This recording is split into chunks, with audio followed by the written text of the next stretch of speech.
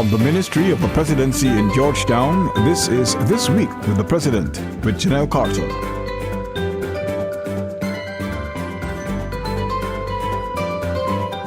Welcome to another edition of This Week with the President, a weekly news magazine which provides you with an in-depth look at the policies, programs, and work of the President of Guyana in his quest to realize the good life for all Guyanese. I'm your host, Janelle Carter. In the news this week, new cabinet members sworn in as President make adjustments to ministerial structure. Unity, security, and public infrastructure top priorities for government in 2016. And President Granger convened emergency meeting on suicide prevention. For decades, local suicide rates have been climbing at an alarming rate. And with the most recent occurring on Wednesday, January 6, when a pregnant teenager and her 21-year-old lover hung themselves. President David Granger has vowed that his administration over the next 4 years will work closely with all stakeholders to aggressively address this scourge which continues to claim lives of particularly the nation's youths. Following this incident, which sent shockwaves through the East Bank Berbice and the country at large, President Granger convened an emergency meeting with Minister of Public Health, Dr. George Norton, Minister of Social Protection, Ms. Valda Lawrence, Minister of Social Cohesion, Ms. Amna Ali, Minister within the Ministry of Health, Dr. Karen Cummins, Minister within the Ministry of Indigenous Peoples Affairs, Ms. Garida Lowe, and Minister within the Ministry of Communities, Ms. Dawn Hastings, at the Ministry of the Presidency. The team at that meeting formulated a plan of action which is intended over the next 4 years to effectively identify and address the root causes. I'm concerned as President that Guyana has a higher rate than other countries. It's not as though there is an average around the world and we are just average. We are above average, and that is disturbing. So, in answer to your question, I would say that there are certain predisposing factors in Guyana, whether they're social or cultural or economic or geographical. There are certain factors in Guyana which maybe encourage or facilitate young persons particularly to commit suicide. And those factors are perhaps more prevalent in Guyana than other places. And I intend to find out why we have so many suicides. And once we identify those factors, try to use governmental action and try to get the efforts of civil society and households to bring an end to the scourge. With the issue making headlines over the past few days, the President was questioned on his administration's plan to address it on his weekly program, The Public Interest. In response, the President, while acknowledging that the state alone cannot bear the burden of counseling, called on parents, guardians, teachers, and church leaders to be more sensitive and understanding of emotional matters that affect young people. The President intends to ramp up implementation of a multi-stakeholder approach to addressing the issue. And I intend to do everything possible because many of the persons who become victims of this scourge are young people, and these are the people who should be taking over the country. He went on to explain that the circumstances and conditions under which people live will have to be examined to understand the underlying factors responsible for the high suicide rate. Also coming out of the meeting, the President has been briefed on the current implementation status of the Guyana National Suicide Prevention Strategy, which was launched by the Ministry of Public Health in September last year. The strategy was launched with the aim of accelerating government's response to ongoing problems. In addition, the President was giving updates on the work being done within the other subject ministries. The role of the press in any country can never be underestimated, as media workers play an integral role in shaping the way people think and understand issues that affect their everyday lives. It is for this reason President Granger has committed to working with the local media corps to strengthen the area of training, accuracy, and high ethical standards. And in an effort to enhance the work in this field, the President has pledged monetary support from the government to the Guyana Press Association. Let's take a look at how the new administration plans to work with the local media fraternity in an effort to serve Guyana well. President Granger's strong position on an independent and responsible media corps was heavily influenced by his years as a media practitioner, having founded the Guyana Review News magazine in 1992 and served as its managing editor. While he has pledged to support training for media practitioners, the president has indicated that there are no strings attached to financial support and said that a free and unfettered press is critical to the development of Guyana. The president further called on the media to truthfully and critically examine the work of his administration so that they can help the government to improve their performance. I am committed to publishing, I'm committed to the press, I'm committed to the media. Because I believe that no government could afford to do without the media, truthful media, even aggressive media.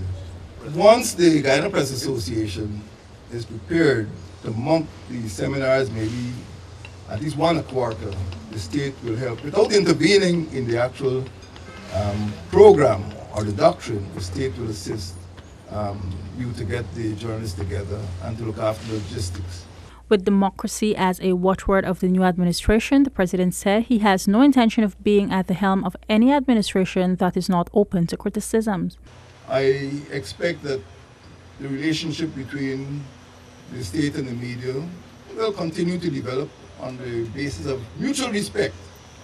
You write the truth and help us to help the state, help the government to improve its performance. Re-emphasizing his commitment to the media, the president said as a government they cannot afford to be without a truthful and aggressive media corps. He further clarified that while the commitment is there, his administration will not in any way impose itself and ideas in journalism, but instead they will seek to provide a platform on which young journalists can better learn their profession. Speaking to the issue of training, the president said it is important that persons in any field be trained and that they abide by certain ethical standards. And we need to have that sort of rigor. Just as a surgeon is held to certain professional standards, just as an airline pilot is held to certain standards, just as a judge of the appeal court is held to certain standards. Because they are professionals, journalists must be held to certain standards because they too are professionals. I regard journalism as a profession, not a walk you do till something comes along. Outlining his hope for this year, the president expressed the wish for a stronger relationship to be built between his government and the media. Meanwhile, member of the Guyana Press Association, Ravin Singh, who spoke on behalf of the association, expressed heartfelt gratitude to the administration for its commitment. We welcome any form of support that you will render to the Guyana Press Association. It is much needed. You know, for years the media fraternity has struggled in terms of training and so on. So we welcome this with open arms, and we thank you for your continued support.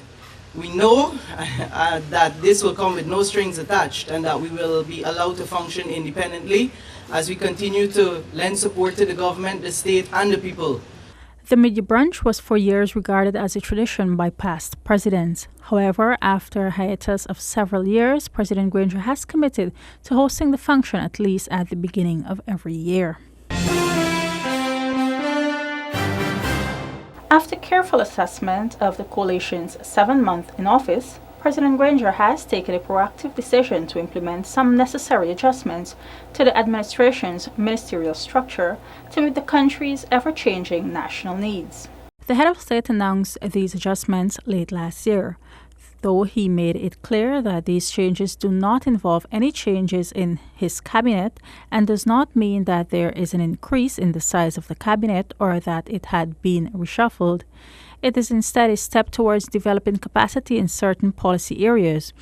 With the adjustment also came the introduction of the Ministry of Telecommunications, which will be headed by Mistress Cathy Hughes. Additionally, the Ministry of Governance and the Protection of National Patrimony has been renamed the Ministry of Natural Resources, with Minister Raphael Trotman at its helm and Minister Simona Brooms as the minister within that ministry. Much of what she'd likely to be involved in the Ministry of Natural Resources would be on the protection of our working people. We were very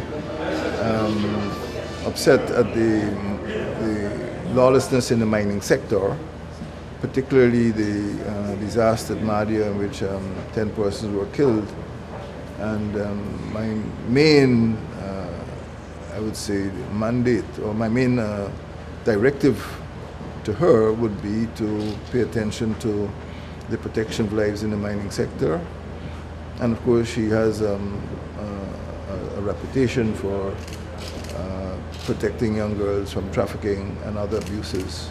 Meanwhile, Minister within the Ministry of Communities, Mr. Keith Scott, has been reassigned to the Ministry of Social Protection by Ms. Valerie Patterson, who was sworn in as his replacement. The new minister was administered the oath of office by President Granger on Wednesday. I'm very honored to be appointed to the Ministry of Communities. First of all, I'm honored because of the confidence that the President has placed in me. I know it's a ministry that has a lot of work. I am always a hard-working person, and I don't intend to stop now. I am promising the people of Guyana that better will come, and that some of the objectives that we have and we want to see become a reality in this ministry will become. I will make it happen. Minister Patterson is a Region 10 representative in the 11th Parliament. She is well known for her dedication and hard work at the community level. Minister Brooms, who is known for her proactive approach to her work, will be focusing primarily on occupational health and safety in the mining and forestry sectors, as well as ensuring that employers comply with the laws and regulation in both sectors. I now have a responsibility not only to the rights of miners, but workers in the mining, and bauxite, falls there. So myself and the minister responsible for labor will have more collaboration. Over the last 7 months, Minister Brooms has earned a reputation as a passionate advocate for workers' rights, and she plans to pursue her new role with the same fervor and commitment. 2016 has been designated the year of National Renaissance, and in an effort to restore Guyana and its people, the government will be focusing on national unity, security, and public infrastructure, so as to ensure that every Guyanese gets the good life that has been promised to them. Here is more of the government's plan as Guyana moves into its 50th year of independence. The president has often said that Guyana was born a broken and divided nation, but the coalition continues to strive for the strengthening of national unity in an effort to repair what was inherited on May 11th. As such, the head of state has undertaken a holistic approach to restore the people and nation. It is time to redouble our efforts to banish crime, disease, ignorance, and poverty. We aspire to strengthen national unity, to expand national infrastructure, to fortify national institutions, to ensure national security, and to extend public services. We shall reinforce national unity. We can be one nation only if all sections of our population feel that they share in our country's development. We must, in 2016, dispel hatred among individuals and groups. We must move forward as a united nation, constantly reaffirming our national motto: one people, one nation, one destiny. Reflecting on the past decade, the president alluded to the fact that a lot of policemen and citizens were killed, with many of those deaths still to be investigated. Sadly, he noted that at present, the aftershock is still being felt. Also acknowledging that Guyana can never really develop economically unless infrastructure is available, President Granger said over the next 4 years, his administration will be building roads, bridges, and aerodromes in the hinterland to foster development and faster transfer goods and service. We shall continue to work to ensure public trust by improving and extending education, health, sanitation, water supply, electricity services, affordable housing, social protection to the vulnerable, and decent working conditions to everyone. Public services must also include happy households in safe communities with adequate facilities for recreation. Guyanese, the new year 2016 will bring us closer to the goal of realizing our mission. Our mission is to remake Guyana as the most beautiful, the most bountiful, and the greenest country in the Caribbean.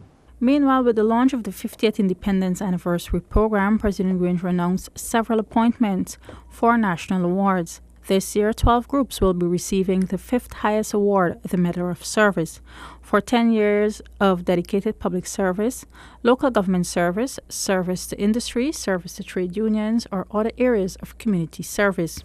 The awardees include the African Cultural and Development Association, the Burroughs School of Art, the Guyana Veterans Legion, the Makushi Research Unit, Ming's Products and Services Limited, the National Dance Company, the Rose Hall Tongue Youth and Sports Club, Roadside Baptist Church Skills Training Center Incorporated, the South Central People's Development Association, the Theatre Guild, and the Guyana Central Assembly of God Church, and the Guyana Islamic Trust.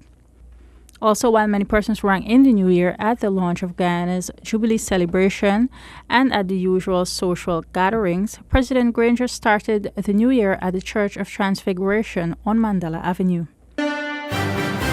What does the president do all week? Let's take a look inside his diary.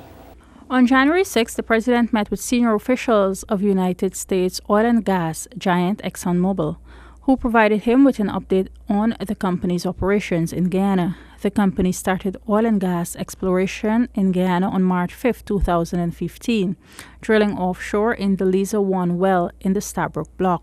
Exxon continues to be optimistic and positive. They're still in the exploratory phase. But what I can say is that so far the results have been very favorable. According to ExxonMobil's president, Mr. Stephen Greenlee, the company is likely to have a growing presence in Guyana in the coming months, and indicated that he is confident in their ability to bring value to the country. As we've gone out and acquired seismic data and are preparing for a second drilling campaign, I wanted to share the president of our commitment to the project. Wanted to update him on what our future activities were going to be, both in the discovery that we made and also in some future exploration. And wanted to talk to him about some of the work that is getting underway on socioeconomic development issues and all that. On the same day, the president met with officials from Qualfund Guyana Incorporated, chairman of the Private Sector Commissioner, Major General retired Norman McLean, and Minister of Business Dominic Gaskin also attended that meeting. The objective of the meeting was to bring the president up to date on the company's operation and to inform him of future plans. The head of state also received a courtesy call from U.S. Ambassador to Guyana, His Excellency Mr. Perry Holloway, who expressed hopes of continued fruitful relations between the two nations in 2016. I just came by today, first of all, to wish the President and the government of Guyana and the people of Guyana a very happy new year.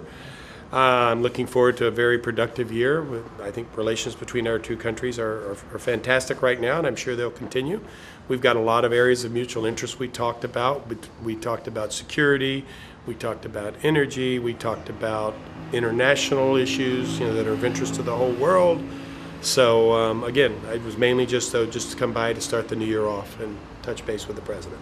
On Thursday, President Granger received a courtesy call from Sheikh Fayed Mohammed Said of the United Kingdom, who presented him with a copy of the Holy Quran. Sheikh Said is in Guyana under the auspices of the Central Islamic Organization. In accepting the Holy Book, President Granger thanked the scholar and the CIOG for continuing to extend the reach of Islam in Guyana. And now, stay with me as we give you a closer look at Guyana's chief citizen, President David Granger.